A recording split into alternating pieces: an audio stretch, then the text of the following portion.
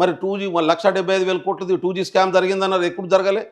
మరి 3G ఎవరికి ఇచ్చినావు నువ్వు వచ్చినాక, 4G ఎవరికి ఇచ్చినావు నువ్వు వచ్చినాక, 5G ఎవరికి ఇచ్చినావు నువ్వు? ఎందుకు బిఎస్ఎన్ఎల్కి ఇయ్యలే? 17,000 కోట్ల రూపాయల బిఎస్ఎన్ఎల్ డబ్బుల్ని రాష్ట్ర ప్రభుత్వం ఎట్లా మాఫీ చేసింది? అదానికి ఎట్లా ఇస్తావు నువ్వు? ఏ బేసిస్ మీద 4G ఇచ్చినావు, ఏ బేసిస్ మీద 5G ఇచ్చినావు ప్రైవేట్ కంపెనీలకు? స్కాములు జరగలే అంటే భారత ప్రజలను ఎటు డైవర్ట్ చేసిండ్రు, ఏ ప్రయోజనాల కోసం డైవర్ట్ చేసిండ్రు అనే విషయాన్ని అర్థం చేసుకోవడం ఇంపార్టెంట్.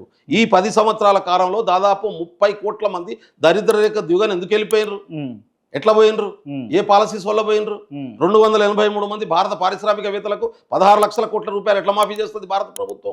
2 లక్షల కోట్లు మాఫీ చేసినందుకు కాంగ్రెస్ పార్టీని బదనాం చేసిండ్రు కదా 10 సంవత్సరాల కాలంలో. ఇదే మోడీ 11 సంవత్సరాల కాలంలో దాదాపు ఇప్పటికే 16 లక్షల కోట్లు మాఫీ చేసినటువంటి పరిస్థితి ఉంది కదా. ఒక్క అదానికి ఎన్ని చేసిండు? ఎంతమంది పారిశ్రామికవేత్తలు విదేశాలకు పారిపోయినటువంటి స్థితి ఉంది.